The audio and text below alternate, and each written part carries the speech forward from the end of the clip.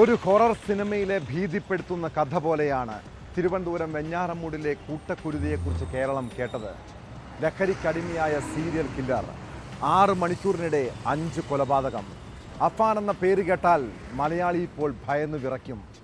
ലഹരിയുടെ മയക്കത്തിൽ നൊന്തുപെറ്റ അമ്മയുടെ തല ചുറ്റിക കൊണ്ടടിച്ചു. പിന്നെ സ്വന്തം കാമുകിയും അനുജനും മുത്തശ്ശിയും ഉൾപ്പെടെ 5 പേരെ വകവരുത്തി. എന്തിനാണ് അഫാൻ കൂട്ടക്കുരുതി നടത്തിയത്? ലഹരിയാണോ, പ്രണയത്തെ എതിർത്തതാണോ കൂട്ടക്കൊലപാതകത്തിന് കാരണം? വിശദമായി പരിശോധിക്കുകയാണ് പോലീസ് പട്രോൾ. സ്വാഗതം.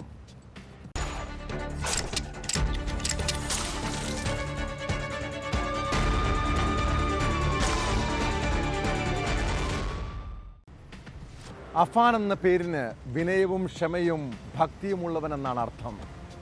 എന്നാൽ ഇന്ന് ആ പേര് മലയാളികൾക്ക് പേടി സ്വപ്നമാണ്. തിരുവനന്തപുരം വെഞ്ഞാറമൂട് ഉറ്റവരെയും കാമുകിയെയും ഉൾപ്പെടെ 5 പേരെ കൂട്ടക്കൊല ചെയ്ത യുവാവിൻ്റെ ക്രൂരതയെക്കുറിച്ചറിഞ്ഞാൽ തല മരവിച്ചു പോകും. സ്വന്തം അമ്മയുടെ തല 13 തവണയും പിതൃ സഹോദരനെ 20-ലധികം തവണയും ചുറ്റികയ്ക്കടിച്ചു. പെൺസുഹൃത്ത് ഫർസാനയുടെ മുഖം വികൃതമാക്കി. എല്ലാവരെയും കൊന്നത് ഒരേ ചുറ്റിക ഉപയോഗിച്ചാണെന്നും ആയുധം കണ്ടെത്തിയെന്നും പോലീസ് പറയുന്നു.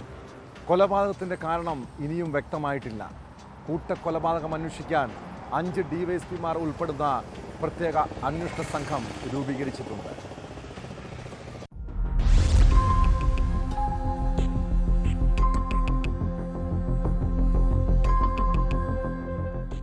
മണിക്കൂറിൽ 5 കൊലപാതകങ്ങൾ. ക്രൂരമായി ആക്രമിക്കപ്പെട്ട അമ്മ ഷെമി ഇനിയും അപകടനില തരണം ചെയ്തിട്ടില്ല. തിങ്കളാഴ്ച രാവിലെ 10-നും വൈകിട്ട് 4:30-നും ഇടയിൽ നടന്ന സംഭവങ്ങൾ പുറം ലോകം അറിഞ്ഞത് വൈകിട്ട് 6 മണിക്ക് ശേഷം. കുടുംബത്തിലെ 4 പേരെയും പ്രണയിനിയെയും അഫാൻ കൊലപ്പെടുത്തിയത് കൃത്യമായ ആസൂത്രണത്തോടെയാണെന്നാണ് പോലീസ് കണ്ടെത്തൽ. 5 പേരുടെയും തല ചുറ്റികയ്ക്കടിച്ച് ചിതറിച്ചതായി പ്രാഥമിക പോസ്റ്റ്മോർട്ടം റിപ്പോർട്ടിൽ പറയുന്നു. ഓരോരുത്തരുടെയും തലയിലും മുഖത്തും നിരവധി തവണയാണ് ചുറ്റിക കൊണ്ട് ആനടിച്ചിട്ടുള്ളത്. പെൺസുഹൃത്ത് ഫർസാനയുടെ മുഖം വികൃതമാക്കിയിട്ടുണ്ട്. ഇളയ സഹോദരൻ അസ്നാന്റെ കണ്ണുകൾ പോലും അടിച്ചു തകർത്തിരിക്കുകയാണ്. എല്ലാവരെയും കൊന്നത് ഒരേ ചുറ്റിക ഉപയോഗിച്ചാണെന്നും ആയുധം കണ്ടെത്തിയെന്നും പോലീസ് വ്യക്തമാക്കി. ലഹരിക്കടിമയായ അഫാൻ പണം കിട്ടാത്തതിനെ തുടർന്നാണ് കൊല നടത്തിയതെന്നാണ് പ്രധാനമായും സംശയിക്കുന്നത്. ഇതിനു പുറമെ കാമുകിയെ വീട്ടിൽ കൊണ്ടുവന്നത് എതിർത്തതും കൊലയ്ക്ക് കാരണമായി അഫാൻ പോലീസിനോട് പറഞ്ഞിട്ടുണ്ട്. എന്നാൽ ഈ മൊഴികളൊന്നും പൂർണ്ണമായി വിശ്വാസത്തിൽ എടുത്തിട്ടില്ല പോലീസ്. അതിക്രൂരമായ മനോനിലയാണ് ഈ യുവാവിനെന്നാണ് പോലീസ് സംശയിക്കുന്നത്. അഫാൻ മുൻപ് ആത്മഹത്യയ്ക്ക് ശ്രമിച്ചിരുന്നതായി ബന്ധു ഷിജു അബൂബക്കർ വെളിപ്പെടുത്തി. സഹോദരനോടാണ് കുടുംബത്തിലെ എല്ലാവർക്കും ഇഷ്ടമെന്ന കാരണം പറഞ്ഞാണ് എലിവിഷം കഴിച്ചത്. ലഹരി ഉപയോഗിക്കാൻ അഫാൻ ബന്ധുക്കളോട് പണം ചോദിക്കാറുണ്ടായിരുന്നു. വീട്ടിൽ കൊണ്ടുവന്ന പെൺകുട്ടിയെ തിരികെ കൊണ്ടാക്കാൻ പറഞ്ഞതും കൊലപാതകത്തിന് കാരണമാകാം. ഇവൻ വിഷം കഴിച്ചിട്ടുണ്ട്. അന്ന് ട്രീറ്റ്മെന്റ് ഒക്കെ ചെയ്താണ് അവനെ കൊണ്ടുവന്നത്. അപ്പോൾ സ്വാഭാവികമായിട്ട് ചിലപ്പോൾ ഇവന്റെ ഉള്ളിൽ ഇവൻ പുറമെ ഇങ്ങനെ കാണിക്കുന്നുണ്ടെങ്കിലും ഈ കുട്ടികൾക്ക് മുമ്പുള്ള വൈരാഗ്യം കിടന്നിട്ടുണ്ടാവും എല്ലാവർക്കും. പക്ഷെ ഇപ്പം സ്വാഭാവികമായിട്ടും ഇവൻ ഇങ്ങനെയൊക്കെ നടക്കുമ്പോൾ അവൻ 9ാം ക്ലാസ്സിൽ പഠിക്കുന്നല്ലോ കുട്ടികൾ. ഇവൻ ഇത്രയും ചെയ്യാനായിട്ടുള്ള മനസ്സൊന്നുമില്ല.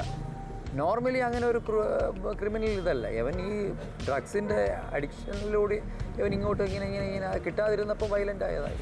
കൊല്ലപ്പെട്ട ലത്തീഫിന്റെ വീട്ടിൽ മൽപ്പിടുത്തം നടന്നതിന്റെ ലക്ഷണങ്ങളുണ്ട്. അലമാര കുത്തി തുറക്കാൻ ശ്രമിച്ചിട്ടുണ്ടെന്നും പോലീസ് പറയുന്നു. ബന്ധിപ്പിക്കാൻ പറ്റിയ എവിഡൻസ് കിട്ടിയിട്ടുണ്ട്. ക്രൂരമായ ആക്രമണത്തിന് ഇരയായ ഷെമിയുടെ ആരോഗ്യനിലയിൽ പുരോഗതിയുണ്ട്. ചുറ്റിക കൊണ്ട് മുഖത്ത് 13ഓളം അടിയാണ് ഷെമിക്കേറ്റത്. ഇവരുടെ തലയ്ക്ക് പിന്നിൽ മാത്രം 13 തുന്നലുണ്ട്. കട്ടിലിൽ നിന്ന് വീണു പരിക്കുപറ്റിയെന്നാണ് ഇവർ ഡോക്ടറോട് പറഞ്ഞത്. ഇളയ മകന്റെ മരണമടക്കം കുടുംബത്തിൽ നടന്ന കൂട്ടക്കൊലയൊന്നും ഷെമി അറിഞ്ഞിട്ടില്ല. ഈ സാഹചര്യത്തിൽ മൂത്ത മകനെ രക്ഷിക്കാനുള്ള മൊഴിയാണെന്നാണ് വിലയിരുത്തൽ. ഇവരുടെ ആരോഗ്യനില മെച്ചപ്പെടുന്ന മുറയ്ക്ക് പോലീസ് വിശദമായി മൊഴിയെടുക്കും. തിരുവനന്തപുരം മെഡിക്കൽ കോളേജിലെ പ്രത്യേക സെല്ലിൽ കഴിയുന്ന അഫാനെയും കൂടുതൽ ചോദ്യം ചെയ്യേണ്ടതുണ്ട്. 5 ഡിവൈഎസ്പിമാർ ഉൾപ്പെടുന്ന പ്രത്യേക സംഘമാണ് കേസ് അന്വേഷിക്കുന്നത്. കൊടും ക്രൂരമായ കൂട്ടക്കൊലപാതകത്തിന് 23-കാരനായ അഫാനെ പ്രേരിപ്പിച്ച മനോനില എന്താകും? ആ ദുരൂഹതയുടെ ചുരുളഴിക്കാനാണ് പോലീസ് ശ്രമം. ഇരകൾ പിടഞ്ഞു മരിക്കുന്നത് കാണുന്നതിൽ ഉന്മാദം കണ്ടെത്തുന്ന മനോനിലയുള്ള കൊടും കുറ്റവാളികളുണ്ട്. സമാന മാനസികാവസ്ഥയിലാണ് അഫാനുമെന്ന് പോലീസ് കരുതുന്നു.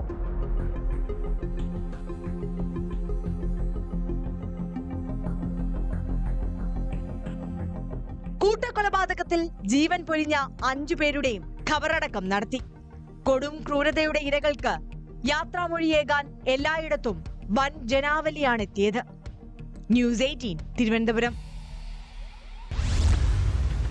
ഞാൻ മരിച്ചാൽ ഫർസാന തനിച്ചാകും. അതാണ് അവളെയും കൊല്ലാൻ കാരണം. സ്കൂൾ തലം മുതൽ പ്രണയിച്ചവളെ കൊല്ലാൻ അഫാൻ എന്ന സൈക്കോ ക്രിമിനൽ പറഞ്ഞ ന്യായമാണിത്. പെൺസുഹൃത്തിൻ്റെ മുഖം വികൃതമാക്കിയതുപോലെ അതിക്രൂരമായാണ് പ്രിയപ്പെട്ട അനുജനെയും അയാൾ വകവരുത്തിയത്. 9ാം ക്ലാസ്സുകാരൻ അഫ്സാന്റെ മൃതദേഹത്തിന് ചുറ്റും 500 രൂപയുടെ കറൻസി നോട്ടുകൾ വിതറിയിരുന്നു. ഇതിൻ്റെ കാരണമടക്കം പോലീസ് അന്വേഷിച്ചു വരികയാണ്. കൂട്ടക്കൊലയുടെ നടുക്കത്തിലാണ് നാട്ടുകാരും.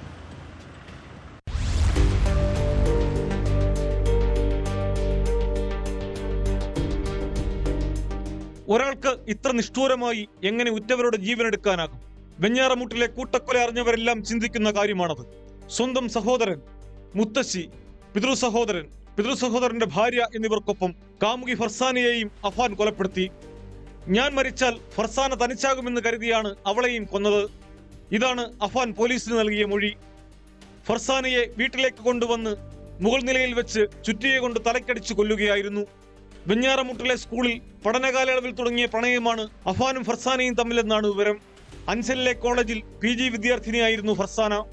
ഫർസാനയെ വിവാഹം ചെയ്യാൻ ആഗ്രഹമുണ്ടെന്ന് അഫാൻ അവരുടെ വീട്ടിലെത്തി പറഞ്ഞതായും സൂചനയുണ്ട്. പഠനത്തിൽ ഏറെ മിടുക്കിയായിരുന്നു ഈ 22-കാരി.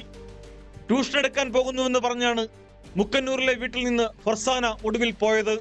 ഇത് പൊതുവേ ഒരു ഒതുങ്ങി കൂടുന്ന ഒരു കുട്ടിയാണ്. പുറത്തങ്ങനെ അധികം ഇവിടെ ഉള്ളതുപോലെ നമുക്കറിയാൻ കഴിയില്ല. അങ്ങനെ വളരെ ഒതുക്കമുള്ള ഒരു കുട്ടിയാണ്. പഠനത്തിലും നല്ല മികച്ച പഠന നിലവാരമുള്ള ഒരു കുട്ടിയാണ്. ഇവിടെ നിന്ന് ഇന്നലെ ഈ കുട്ടി 3 മണിക്ക് പോയത് ട്യൂഷന് പോകുന്നു എന്നും പറഞ്ഞാണ് വീട്ടിൽ പറഞ്ഞിട്ട് പോയത്. പിന്നെ അതിനുശേഷം എനിക്ക് തോന്നുന്നു ഈ പയ്യൻ പെൺകുട്ടിയെ കൂട്ടിക്കൊണ്ട് പോകാൻ സാധ്യതയുണ്ടെന്ന് തോന്നുന്നു. 9ാം ക്ലാസ്സുകാരൻ അഫ്സാനെയും മനസാക്ഷിയെ നടുക്കും വിധമാണ് കൊന്നത്.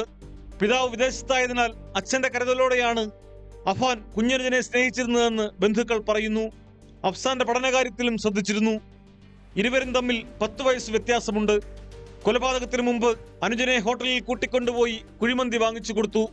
സ്വീകരണ മുറിയിൽ നിലത്ത് കിടക്കുന്ന നിലയിലായിരുന്നു അഫ്സാന്റെ മൃതദേഹം. മൃതദേഹത്തിന് ചുറ്റും 500 രൂപയുടെ കറൻസി നോട്ടുകൾ വിതറിയിരുന്നു. ഇങ്ങനെ ചെയ്തത് എന്തിനാണെന്ന് ആർക്കും മനസ്സിലായിട്ടില്ല. ഇതുൾപ്പെടെ പോലീസ് അന്വേഷിക്കുന്നുണ്ട്.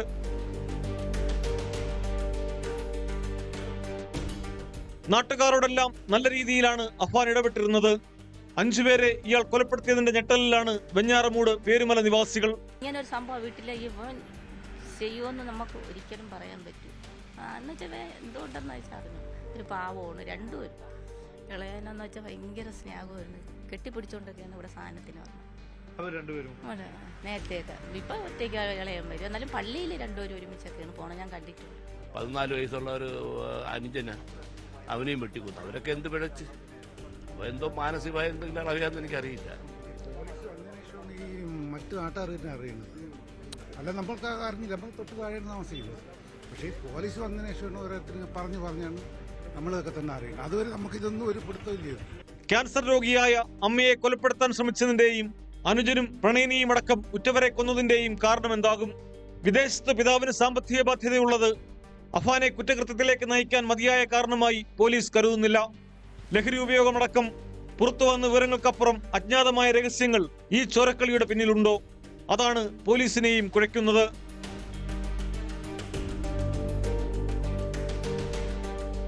News desk, news 18.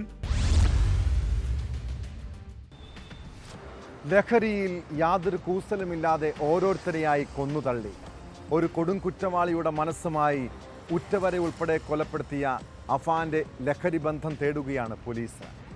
യുവാവ് ലഹരി ഉപയോഗിച്ചതായി പ്രാഥമിക പരിശോധനയിൽ വ്യക്തമാണ്. എന്നാൽ ഏതുതരം ലഹരിയാണ് ഉപയോഗിച്ചതെന്ന് കണ്ടെത്തണം.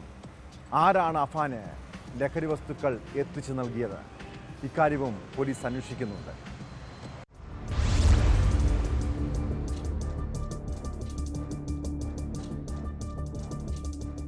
രാവിലെ 10 മണിക്ക് ആരംഭിച്ച കൊലപാതക പരമ്പര നീണ്ടുനിന്നത് വൈകിട്ട് 5 മണിവരെ. പ്രിയപ്പെട്ടവളെയും ഉറ്റവരെയും കൊന്നുതള്ളിയ അഫാന്റെ മനോനിലയ്ക്ക് പിന്നിൽ അമിതമായ ലഹരി ഉപയോഗം തന്നെയാണെന്ന് പോലീസ് സ്ഥിരീകരിച്ചു. കൊടും കുറ്റവാളികളെപ്പോലും വെല്ലുന്ന തരത്തിലുള്ള ആസൂത്രണം. കടുത്ത സാമ്പത്തിക പ്രതിസന്ധിയിലായ കുടുംബത്തിൽ നിന്ന് ലഹരിക്കുള്ള പണം ലഭിക്കാതെ വന്നു. ഇതോടെ പണം കണ്ടെത്താൻ മറ്റു വഴികൾ തേടി. പെൺസുഹൃത്തിൽ നിന്ന് പലകുറി പണം കൈപ്പറ്റി. സ്വർണ്ണാഭരണങ്ങളും ഫർസാനയിൽ നിന്ന് വാങ്ങി. മറ്റു പലരിൽ നിന്നും സാമ്പത്തിക സഹായങ്ങൾ വാങ്ങിക്കൂട്ടി. അങ്ങനെ ആഡംബര ജീവിതം. ഈ ബാധ്യതകൾ തിരിച്ചടയ്ക്കാനാവില്ലെന്ന ഘട്ടത്തിൽ വീട്ടിൽ നിരന്തരം പണം ആവശ്യപ്പെട്ട തർക്കമുണ്ടാകുന്നു. പണം നൽകാനാകില്ലെന്ന ഉമ്മയുടെ പ്രതികരണത്തിൽ പ്രകോപിതനായ അഫാൻ പിന്നീട് നടത്തിയത് മൃഗീയമായ കൊലപാതകങ്ങൾ. തലയ്ക്കാണ് കൂടുതൽ അടി. നെഞ്ചിന് മുകളിലോട്ട് തലയ്ക്കും ആണ് ഏറ്റവും കൂടുതൽ പരിക്ക് തലയ്ക്കാണ് എത്തിയതായിട്ടാണ് മനസ്സിലാക്കുന്നത്. സയന്റിഫിക് എവിഡൻസിന് ശേഷം മാത്രമേ നമുക്ക് എന്താണ് ലഹരി അതിനെക്കുറിച്ചൊക്കെ പറയാൻ പറ്റൂ. കഴിഞ്ഞ 1 മാസമായി താൻ നിരന്തരമായി മദ്യപിക്കാറുണ്ടായിരുന്നുവെന്നും മറ്റ് ലഹരി ഉപയോഗം ഇല്ലെന്നുമായിരുന്നു അഫാന്റെ മൊഴി. ഇതോടെ നടത്തിയ പ്രാഥമിക പരിശോധനയിൽ അഫാൻ ലഹരി ഉപയോഗിച്ചതായി കണ്ടെത്തി. ഏതുതരം ലഹരിയാണ് ഉപയോഗിച്ചതെന്ന് തുടർ പരിശോധനയിലൂടെ മാത്രമേ വ്യക്തമാകൂ. ഒപ്പം ആരാണ് അഫാന് ലഹരി പദാർത്ഥങ്ങൾ നൽകുന്നത്, എങ്ങനെയാണ് ഇവ ലഭ്യമാക്കുന്നത്, അഫാനൊപ്പം മറ്റാരൊക്കെ ലഹരി ഉപയോഗിക്കുന്നുണ്ട് എന്നതടക്കം പോലീസ് പരിശോധിച്ചു വരികയാണ്.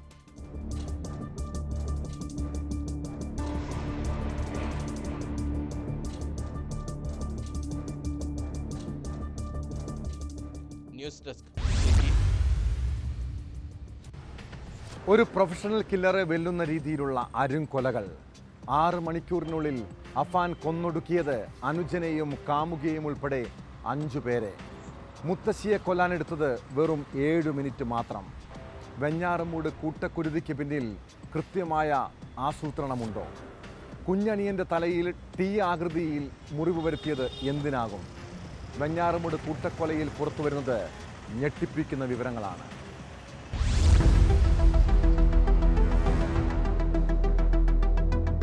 എങ്ങനെയാണ് ഈ കൊലപാതകങ്ങൾ അഫാൻ എന്ന 23-കാരൻ ആസൂത്രണം ചെയ്തത്?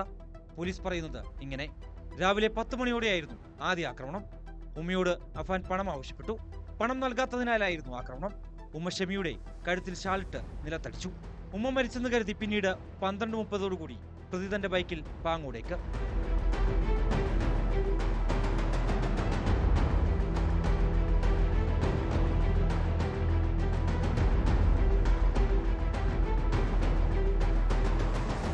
മുത്തശ്ശി സൽമാ ബീവിയുടെ കഴുത്തിൽ കിടന്ന 4 പവന്റെ മാല പ്രതി നേരത്തെ ആവശ്യപ്പെട്ടിരുന്നു. സമയം 1:15. പ്രതി വീട്ടിലെത്തിയപ്പോൾ മാല സൽമാ ബീവിയുടെ കഴുത്തിലില്ല. തുടർന്ന് ബാഗിൽ കരുതിയിരുന്ന ചുറ്റിക കൊണ്ട് തലക്കടിച്ച് കൊലപ്പെടുത്തി. കാതിൽ കിടന്ന കമ്മൽ കൈക്കലാക്കിയ പ്രതി മാല ബാപ്പയുടെ സഹോദരൻ ലത്തീഫിനെ ഏൽപ്പിച്ചു കാണുമെന്ന് കരുതുന്നു. മാത്രമല്ല, സ്വർണവുമായി വെഞ്ഞാറമൂടെത്തിയപ്പോൾ ലത്തീഫ് ഫോണിൽ വിളിച്ചു. ലത്തീഫ് എല്ലാം മനസ്സിലാക്കിയെന്നറിഞ്ഞതോടെ അദ്ദേഹത്തെയും കൊലപ്പെടുത്താൻ തീരുമാനിക്കുന്നു. സമയം വൈകിട്ട് 3 മണി. ബാപ്പയുടെ സഹോദരൻ ലത്തീഫിനെയും ഭാര്യയെയും ആക്രമിച്ചു. ചുറ്റിക കൊണ്ടായിരുന്നു ഇരുവരുടെയും കൊലപാതകം. ഇവിടെ നിന്ന് നേരെ വീട്ടിലേക്ക്. 4 മണിയോടെ പെൺസുഹൃത്തിനെ പേരുമലയിലെ വീട്ടിലേക്ക് വിളിച്ചു വരുത്തി കൊലപ്പെടുത്തി. ഫർസാനയുടെ മുഖം അടിച്ചു തകർത്ത് തിരിച്ചറിയാനാകാത്ത വിധം വികൃതമാക്കി കളഞ്ഞിരുന്നു പ്രതി. അവസാനം വീട്ടിൽ വെച്ച് സഹോദരൻ അഫ്സാനെയും കൊന്നു. പരീക്ഷ കഴിഞ്ഞെത്തിയ അനുജൻ ഉമ്മയെ അന്വേഷിച്ചു. ഈ ഘട്ടത്തിൽ അനുജനെ വീട്ടിനകത്ത് കയറ്റി ചുറ്റിക കൊണ്ട് അടിച്ചു കൊലപ്പെടുത്തുകയായിരുന്നു. കൊലപാതകത്തിന് ശേഷം ചുറ്റിക വീട്ടിൽ തന്നെ വെച്ചു. കുളിച്ച് വസ്ത്രം മാറിയാണ് സ്റ്റേഷനിൽ പോയി കീഴടങ്ങിയതെന്നും പോലീസ് പറയുന്നു. എന്തിനാണ് കൊലപാതകം നടത്തിയതെന്ന് ഇപ്പോഴും വ്യക്തമല്ല. പ്രതിയുടെ ഓൺലൈൻ ബന്ധങ്ങൾ കേന്ദ്രീകരിച്ചും പോലീസ് അന്വേഷണം നടത്തുന്നുണ്ട്.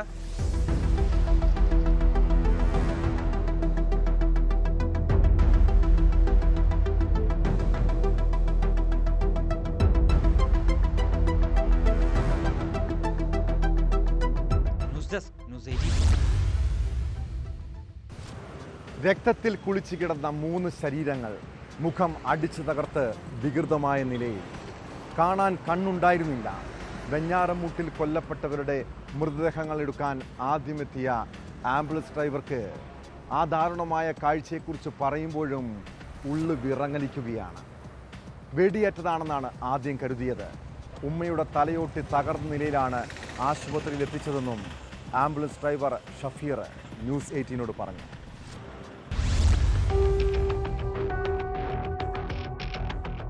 വെഞ്ഞാറമൂട്ടിലെ കൂട്ടക്കൊലപാതകത്തിൻ്റെ നടുക്കത്തിലാണ് കേരളം. ഈ അതിക്രൂരമായ കൊലപാതകം നടന്ന പേരുമലയിലെ വീട്ടിൽ നിന്ന്, അഫാന്റെ വീട്ടിൽ നിന്ന് ഈ മൃതദേഹങ്ങൾ പുറത്തെടുക്കുന്ന സമയത്ത് അവിടേക്ക് ആദ്യമെത്തിയ ആംബുലൻസ് ഡ്രൈവർ എന്നോടൊപ്പം ചേർന്നു. എന്താണ് താങ്കളുടെ പേര്? സഫീർ. നമ്മളൊരു 6:30-7 മണിക്കകത്ത് 6:30-7 മണിക്കകത്ത് ആ സമയത്താണ് ഇവിടെ എത്തിയത്. വന്നപ്പോ പെട്ടെന്ന് തന്നെ പോലീസുകാരെല്ലാം പറഞ്ഞ് സ്ട്രെച്ചറൊക്കെ എടുത്ത് പെട്ടെന്ന് ഇടന്ന് പറഞ്ഞ് സ്ട്രെച്ചറൊക്കെ എടുത്ത് കൊടുത്തുവിട്ട്. അപ്പം അകത്ത് അവന്റെ കൂട്ടുകാരനും കൂടെ ഉണ്ടായിരുന്നു. അപ്പൊ അവനും കൂടെ അകത്ത് കയറി പോയി. അകത്ത് കയറിപ്പോ എടാ ഇങ്ങനെയാണ് കാര്യമെന്ന് പറഞ്ഞ് അപ്പോൾ പെട്ടെന്ന് തന്നെ വണ്ടിയൊക്കെ വളച്ചിട്ട് അവന്റെ ഉമ്മയെ ആദ്യം കയറ്റി. ഉമ്മയുടെ ബാക്ക് തല ഇവിടെയൊക്കെ കുറച്ച് പൊട്ടലും പിന്നെ മുഖത്തൊക്കെ കുറച്ച് കാര്യങ്ങൾ ഇതൊക്കെ പോയിട്ട് ചതയൊക്കെ പോയിട്ടുണ്ടായിരുന്നു മുഖത്ത്. അപ്പോൾ തന്നെ ഉമ്മ എടുത്ത് കയറ്റി. അപ്പം ഇവിടെ കൊണ്ടുപോയപ്പോൾ അവൻ്റെ നമ്മളെ ബാക്കിരുന്ന ആളിൻ്റെ കൈ തന്നെ അവൻ്റെ ഉമ്മ മുറുകെ പിടിച്ചിരുന്നു. കയ്യിൽ പിടിച്ചിട്ടുണ്ട്, നല്ല മുറുകെ പിടിച്ചിട്ടുണ്ടായിരുന്നു. എന്നിട്ട് നേരെ ഇവിടെ നിന്ന് തന്നെ ഗോകുല ആശുപത്രിയിലോട്ട് കൊണ്ടുപോയി. വെഞ്ഞാടൊക്കെ എത്തിയപ്പോൾ തന്നെ കൈയൊക്കെ പതുക്കെ അങ്ങ് എടുക്കാൻ തുടങ്ങി. ബാക്കിരുന്ന ആൾ പറഞ്ഞാണ് കൈയൊക്കെ എടുക്കാൻ തുടങ്ങി. സ്പീഡിനെത്തി പെട്ടെന്ന് പോകുന്നു പറഞ്ഞു. അങ്ങനെ നേരെ ഗോകുല ആശുപത്രിയിൽ നിന്ന് കയറ്റി. അവിടെ നിന്ന് കയറ്റിയപ്പോൾ നേരെ കയറ്റിയാണ് ചെയ്തത്. ഇത് ഈ കൃത്യം എങ്ങനെയാണ് നടത്തിയെന്നുള്ള എന്തെങ്കിലും സൂചന ആദ്യം ഈ കണ്ട ആർക്കെങ്കിലും മനസ്സിലായിരുന്നു? എന്ന് പറഞ്ഞാൽ കുത്തിക്കൊല്ലപ്പെടുത്തിയതാണോ അതോ ചിറ്റിയിൽ വെച്ച് എന്തോ നല്ല ഇത് വെച്ച് അടിച്ചിട്ടുണ്ട്. കാരണം മുഖത്ത് നല്ലൊരു കുഴിയുണ്ട് എല്ലാവരുടെ. മറ്റേ പയ്യന്റെ കണ്ണ് ഒരു കണ്ണില്ല, ഒരു കണ്ണ് മാത്രം നല്ല തുറന്നിരിപ്പുണ്ട്. ഒരു കണ്ണ് ഫുൾ അങ്ങ് അകത്ത് പോയി. രണ്ട് കണ്ണും തുറന്നിരിപ്പുണ്ടെങ്കിൽ ഒരു കണ്ണിന്റെ അകത്തൊന്നും കാണാനില്ല, മൊത്തമൊക്കെ അങ്ങ് അകത്ത് പോയി. അങ്ങനെയാണ് ഇരിക്കുന്നത്. മറ്റേ പെണ്ണിന്റെ നെറ്റിയിലും കവിളിലും ആയിട്ടാണ് നല്ലൊരു കുഴിയുണ്ട്. എല്ലാവർക്കും മുഖത്താണ് പരിക്ക് പറ്റിയിരുന്നത്. വേറെ ശരീരത്തിൽ വേറെ എങ്ങും മുറിവൊന്നുമില്ല. അതായത് ഒരേപോലെയാണ് എല്ലാവർക്കും ഒരേപോലെയാണ് അടിച്ചേക്കുന്നത്. ഉമ്മാക്കും മറ്റേ പെണ്ണിനും പയ്യനും ഒരേ കണക്കാണ് ഇതായിരിക്കുന്നത്. നിങ്ങൾ കാണുമ്പോൾ ഈ അനിയന്റെ മുഖത്ത് ഒരു കണ്ണ് ആ ഭാഗത്ത് കാണാനില്ല, ഒരു കണ്ണൊരു ഭാഗത്ത് കാണാനില്ല, ഒരു കണ്ണ് കുഴിഞ്ഞ് താഴേക്ക് പോയിരിക്കുന്ന അവസ്ഥയാണ്. ചുറ്റിക തന്നെയാണ് ആദ്യം നിങ്ങൾ കരുതി ചുറ്റിക എന്നാണോ അതോ വേറെ? ചുറ്റികയല്ല, കാരണം നെറ്റി ഇവിടെ ഒരു ഹോളായി ബാക്കിൽ കൂടെ വന്നിട്ടുണ്ട്. അപ്പൊ നമ്മളാച്ചു ആദ്യം ബുള്ളറ്റ് എന്നാണ് വിചാരിച്ചത്, തോക്ക് വെച്ച് വെടിവെച്ചെന്ന്. അങ്ങനെ പിന്നെയാണെല്ലാം വന്നത് തോക്കല്ലാതെ ഇതാണ് നമുക്ക്. അതായത് വെടിവെച്ച പോലെ ആയിരുന്നു കിടന്ന് കണ്ടു. കാരണം ഇവിടെ കൂടെ തുളച്ചിപ്പുറത്ത് വന്നിട്ടുണ്ട്, ചത ഇപ്പുറത്ത് വെളിയിൽ വന്നിട്ടുണ്ട്. അല്ല, പെണ്ണിന്റെ മാത്രം. മറ്റേ പയ്യന് കണ്ണും ഉമ്മാക്ക് ബാക്ക് സൈഡായിരുന്നു. അപ്പൊ ഞാൻ അവിടെ ഗോകുലത്തിൽ എത്തി സ്ട്രെച്ചറിൽ നിന്ന് നമ്മളെ സ്ട്രെച്ചറിൽ നിന്ന് അവരുടെ സ്ട്രെച്ചറിലോട്ട് ഈ എന്റെ കൈ ഉമ്മയുടെ തലയ്ക്കകത്ത് കയറിപ്പോയി. ഈ വിരല് അത്രയ്ക്ക് നല്ല ആഴം ഉണ്ടായിരുന്നു തലയ്ക്കകത്തോട്ട്. തല ഓട്ടിയിൽ കൈ തട്ടിയിട്ടുണ്ട്. അവന്റെ ഉമ്മാണെന്ന് പറയുമ്പോൾ ബാക്കിലെ മുടി മൊത്തം കംപ്ലീറ്റ് ആയിട്ട് പോയിട്ടുണ്ട്. കാരണം മുടി ഞാൻ അവിടെ വെച്ച് പിന്നെ നമ്മൾ കൊണ്ടുവന്ന് വണ്ടി കഴിയപ്പോൾ മുടി മൊത്തം വാരി കളയാണ് ചെയ്തത്. മുടി മൊത്തം കംപ്ലീറ്റ് ആയിട്ട് പോയിട്ടുണ്ട്. അത് ഇനി ബാക്ക് ഇത്രയിലെ ചെത്തി കണക്കെടുത്തായിപ്പോയി. എന്തായിരുന്നു പ്രതിയുടെ ലക്ഷ്യം, ഇയാളെ ഇതിലേക്ക് നയിച്ചത് എന്തായിരുന്നു എന്ന കാര്യത്തിലേക്ക് വ്യക്തത കൈവരേണ്ടതുണ്ട്. വാക്കുകൾക്കപ്പുറം ഒരാൾക്കും ഒന്നും പറയാൻ കഴിയാത്ത തരത്തിൽ അത്രമാത്രം ഭീകരമായ നടുക്കുന്ന കൊലപാതക പരമ്പര തന്നെയാണ് നടന്നിരിക്കുന്നതെന്ന് ഉറപ്പിക്കുകയാണ് സഫീർ പങ്കുവെക്കുന്ന ഈ വാക്കുകളിലൂടെ. ക്യാമറമാൻ ബിബിൻ മുരളിക്കൊപ്പം ഡാൻ കുര്യൻ, ന്യൂസ് 18. കോഴിക്കോട് വെള്ളിമാടുകുന്നിൽ നിയമവിദ്യാർത്ഥിനി ഫാത്തിമ മൗസ ജീവനൊടുക്കിയ സംഭവത്തിൽ പല ദുരൂഹതകളുമുണ്ട്. ഫാത്തിമയുടെ മൊബൈൽ ഫോൺ കാണാനില്ലാത്തത് സംശയം വർദ്ധിപ്പിക്കുന്നു. മരണവുമായി ബന്ധപ്പെട്ട് ആൺസുഹൃത്ത് കോവൂർ സ്വദേശിയായ യുവാവിലേക്കാണ് അന്വേഷണം നീങ്ങുന്നത്. അവിവാഹിതനാണെന്ന് പറഞ്ഞ് സൗഹൃദം സ്ഥാപിച്ച ഇയാൾക്ക് ഭാര്യയും മക്കളുമുണ്ട് എന്നറിഞ്ഞത് ഫാത്തിമയെ മാനസികമായി തളർത്തിയിരുന്നു. അതാണോ ആത്മഹത്യക്ക് കാരണം? പോലീസ് അന്വേഷിക്കുന്നുണ്ട്.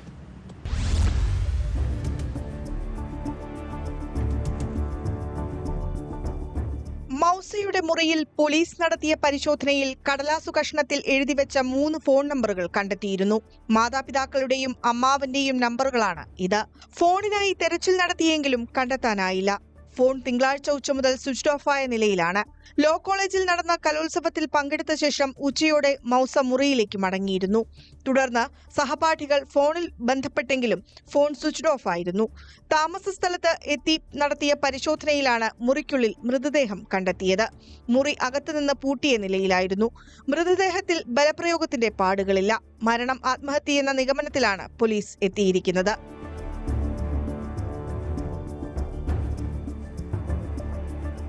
മൗസയുടെ ആൺസുഹൃത്തിനെ കേന്ദ്രീകരിച്ചാണ് അന്വേഷണം പുരോഗമിക്കുന്നത്. കോവൂർ സ്വദേശിയായ യുവാവുമായി മൗസയ്ക്ക് അടുപ്പമുണ്ടായിരുന്നതായി സുഹൃത്തുക്കൾ പോലീസിന് മൊഴി നൽകി. ഇയാൾ പലപ്പോഴും കാണാനെത്താറുണ്ടായിരുന്നു. അവിവാഹിതനെന്ന് പറഞ്ഞ് ബന്ധം സ്ഥാപിച്ച ഇയാൾക്ക് ഭാര്യയും കുട്ടികളുമുണ്ടെന്ന് അടുത്തിടെ അറിഞ്ഞത് മൗസയെ മാനസികമായി തകർത്തിരുന്നതായി കരുതുന്നു. ഇതാണോ ജീവനെടുക്കാൻ പ്രേരിപ്പിച്ചതെന്നും സംശയമുണ്ട്. ഇയാൾ ഒളിവിലാണ്. കാണാതായ മൗസയുടെ ഫോൺ ഇയാളുടെ കൈവശമാണോ എന്നും സംശയമുണ്ട്.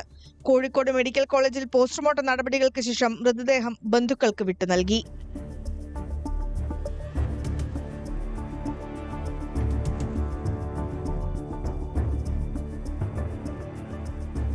ന്യൂസ് 18 കോഴിക്കോട്.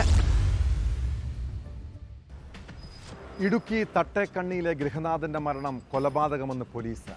അയൽവാസിയുടെ വീട്ടുമുറ്റത്ത് ബോധരഹിതനായ നിലയിൽ കണ്ടെത്തിയ തട്ടേക്കണ്ണി സ്വദേശി മോഹനന്റെ മരണം കൊലപാതകമെന്ന് പോലീസ് സ്ഥിരീകരിച്ചിരിക്കുന്നു.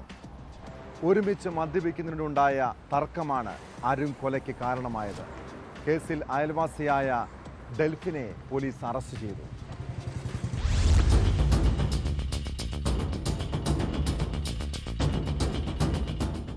അയൽവാസിയായ തട്ടേക്കണ്ണി വലിയകുന്നത്ത് ഡെൽഫിന്റെ വീട്ടുമുറ്റത്താണ് തിങ്കളാഴ്ച രാവിലെ മോഹനനെ അബോധാവസ്ഥയിൽ കണ്ടെത്തിയത്. ആശുപത്രിയിലെത്തിച്ചെങ്കിലും രക്ഷിക്കാനായില്ല. മോഹനന്റെ മരണത്തിൽ സംശയം തോന്നിയ പോലീസ് ഡെൽഫിനെ കസ്റ്റഡിയിലെടുത്ത് ചോദ്യം ചെയ്തപ്പോൾ കുറ്റം സമ്മതിക്കുകയായിരുന്നു. ഡെൽഫിനെ വീട്ടിലെത്തിച്ച് തെളിവെടുപ്പ് നടത്തി.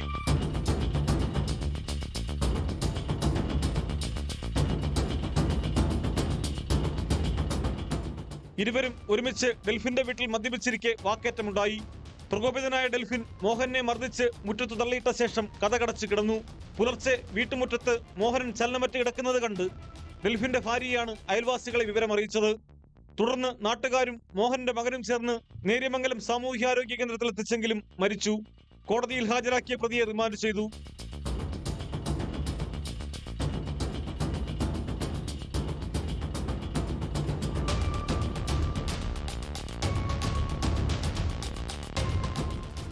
ന്യൂസ് 18 ഇടുക്കി. ആലപ്പുഴയിൽ ഗുണ്ടാ സംഘങ്ങൾ അഴിഞ്ഞാടുകയാണ്. ചെട്ടിക്കാട് തീരദേശ ഹൈവേയിൽ നട റോഡിൽ വെച്ചാണ് ഗുണ്ടകൾ തമ്മിൽ സംഘർഷവും കത്തിക്കുത്തുമുണ്ടായത്. നിരവധി കേസുകളിൽ പ്രതിയായ തുമ്പി ബിനുവും ജോൺ കുട്ടിയും തമ്മിലായിരുന്നു ഏറ്റുമുട്ടൽ. ഇതിൽ ഒരാളുടെ നില ഗുരുതരമാണ്. ഗുണ്ടാ കുടിപ്പകയുടെ ഭാഗമായുള്ള സംഘർഷമാണ് കത്തിക്കുത്തിൽ കലാശിച്ചത്. സംഭവത്തിൽ ഇരുവർക്കുമെതിരെ ആലപ്പുഴ നോർത്ത് പോലീസ് വധശ്രമത്തിന് കേസെടുത്തു.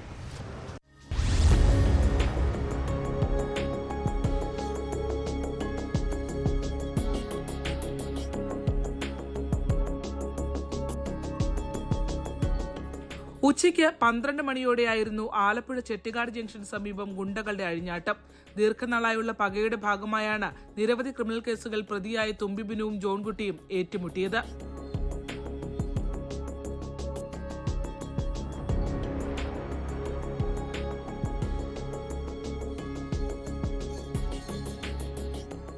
ചെട്ടിക്കാട് ജംഗ്ഷനിൽ മീൻതട്ടിടുന്നതുമായി ബന്ധപ്പെട്ടായിരുന്നു ഒടുവിലത്തെ തർക്കം. വാക്കേറ്റത്തിനിടെ തുമ്പി ബിനുവിനെ പിറകിലൂടെ വന്ന ജോൺകുട്ടി കത്തികൊണ്ട് കുത്തുകയായിരുന്നു. കുത്തേറ്റ് തുമ്പി ബിനു മീൻ മുറിക്കാൻ ഉപയോഗിക്കുന്ന കത്തി ഉപയോഗിച്ച് ജോൺകുട്ടിയെയും കുത്തി പരിക്കേൽപ്പിച്ചു. ചോരയിൽ കുളിച്ചു നിന്ന ഇരുവരെയും നാട്ടുകാരാണ് പിടിച്ചു മാറ്റിയത്. ജോൺകുട്ടി തന്നെക്കുറിച്ച് അപവാദം പറയുന്നുവെന്ന് പറഞ്ഞാണ് ബിനു ആദ്യം മത്സ്യവില്പന നടത്തുന്ന സ്ഥലത്തേക്ക് എത്തിയത്. ജോൺകുട്ടിയുടെ പിതാവുമായാണ് തുടക്കത്തിൽ സംസാരമുണ്ടായത്. പിന്നീട് തർക്കം ജോൺകുട്ടിയും ബിനുവും തമ്മിലായി. ഇത് മീൻതട്ട് ഉപയോഗിക്കുന്നതുൾപ്പെടെയുള്ള വിഷയങ്ങളിലേക്ക് എത്തി. തുടർന്നായിരുന്നു ആക്രമണം. പോലീസ് എത്തി ഇരുവരെയും ആശുപത്രിയിൽ എത്തിച്ചെങ്കിലും അവിടെ വെച്ചും പോർവിളിയുണ്ടായി. സംഭവത്തിൽ ഇരുവർക്കുമെതിരെ ആലപ്പുഴ നോർത്ത് പോലീസ് വധശ്രമത്തിന് കേസെടുത്തു. തുമ്പി ബിനുവും ജോൺകുട്ടിയും ക്രിമിനൽ പശ്ചാത്തലമുള്ള ആളുകളാണെങ്കിലും നിലവിൽ ജോൺകുട്ടി വള്ളവും വലയും വാങ്ങി മത്സ്യബന്ധന തൊഴിലുമായി മുന്നോട്ടു പോകുകയായിരുന്നുവെന്നും പോലീസ് പറഞ്ഞു.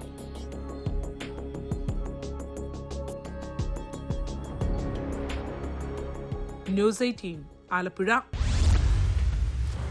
മദ്യലഹരിയിൽ പൊതുനിരത്തിൽ അഴിഞ്ഞാടുന്നവർ നാട്ടിൽ ഭീകരാന്തരീക്ഷം സൃഷ്ടിക്കുകയാണ്. പത്തനംതിട്ട കലഞ്ഞൂരിൽ യൂസ്ഡ് കാർ ഷോറൂമിലേക്ക് കാറിടിച്ച് കയറ്റിയ സംഭവം ആശങ്കപ്പെടുത്തുന്നതാണ്. ഒരാൾ കാറിന് പുറത്തിറങ്ങി വെട്ടുകത്തി ഉയർത്തിക്കാട്ടി ഭീഷണി മുഴക്കുന്നതും ദൃശ്യങ്ങളിൽ കാണാം. വാക്കുതർക്കത്തെ തുടർന്നുള്ള പ്രകോപനമാണ് ആക്രമണത്തിന് കാരണമായത്. കേസിൽ 2 പേരെ പോലീസ് അറസ്റ്റ് ചെയ്തു. കലഞ്ഞൂർ സ്വദേശികളായ ബിനു, ജോൺ എന്നിവരാണ് പിടിയിലായത്.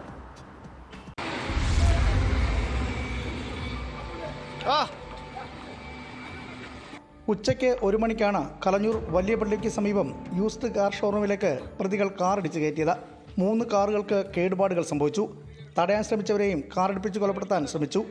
ഒഴിഞ്ഞു മാറിയതിനാൽ മാത്രമാണ് വലിയ അപകടം ഒഴിവായത്.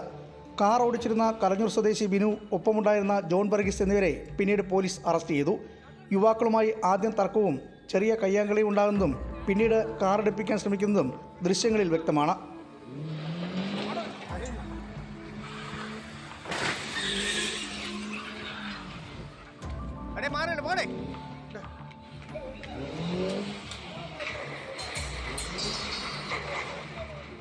മദ്യലഹരിയിലായിരുന്ന പ്രതികളിൽ ഒരാൾ കാറിന് പുറത്തിറങ്ങി വെട്ടുകത്തി ഉയർത്തിക്കാട്ടി ഭീഷണി മുഴക്കുകയും ചെയ്തു.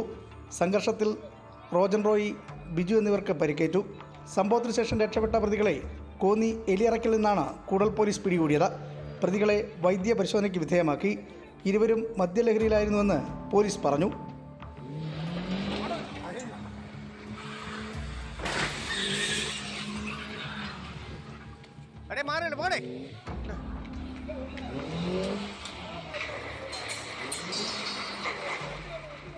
ന്യൂസ് 18 പത്തനംതിട്ട.